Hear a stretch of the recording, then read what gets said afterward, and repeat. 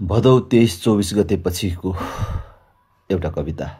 मेरी आमा तिमी दन्दनी जल्दा।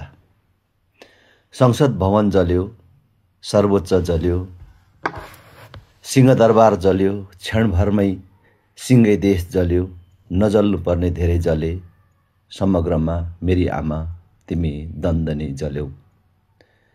संसद भवन जल्यो, सर्वोच्च जल्यो, सिंहदरबार जल्यो, क्षणभरमै सिंगै देश जल्यो, नजल्नु पर्ने धेरै जले, समग्रमा मेरी आमा तिमी दन्दनी जल्यौ।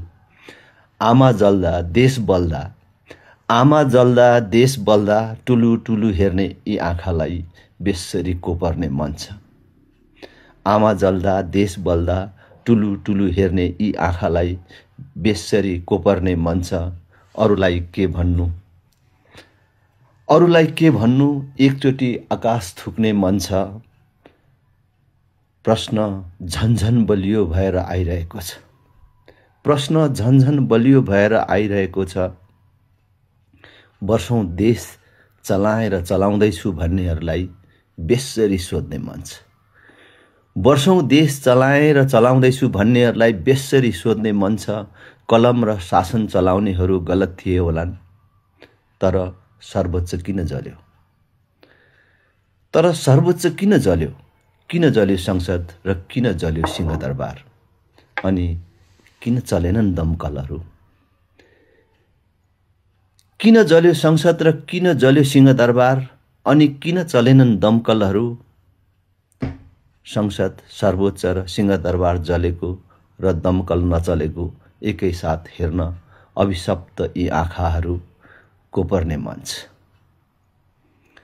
संसद, सर्वोच्च र सिंहदरबार जलेको र दमकल नचलेको एकै साथ हेर्न अभिशप्त यी आँखाहरू कोपर्ने मन छ।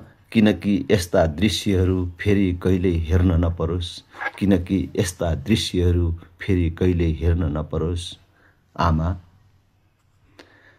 आमा, फेरि तिम्रा कुनै सन्तानका मुखबाट लु हेर तेरो देश जल्यो भन्ने नफुत्कियोस्। आमा, फेरि तिम्रा कुनै सन्तानका मुखबाट लु हेर तेरो देश जल्यो भन्ने नफुत्कियोस्। कुनै पराईले मलाई मेरो देश चाहियो हाम्रोमै उभिएर नभनोस्। कुनै पराईले मलाई मेरो देश चाहियो हाम्रोमै उभिएर नभनोस्। उनीहरूले त हाम्रोमा आएर देश नहुनुको पीडा पोखे। उनीहरूले त हाम्रोमा आएर देश नहुनुको पीडा पोखे। हामीले र हाम्रा भावी सन्तति कसैले पनि हाम्रैमा बसेर, हामीले र हाम्रा भावी सन्तति कसैले पनि हाम्रैमा बसेर मलाई मेरो देश चाहियो भन्दै देश खोज्दै र माग्दै हिँड्न नपरोस्। मलाई मेरो देश चाहियो भन्दै देश खोज्दै र माग्दै हिँड्न नपरोस्। धन्यवाद।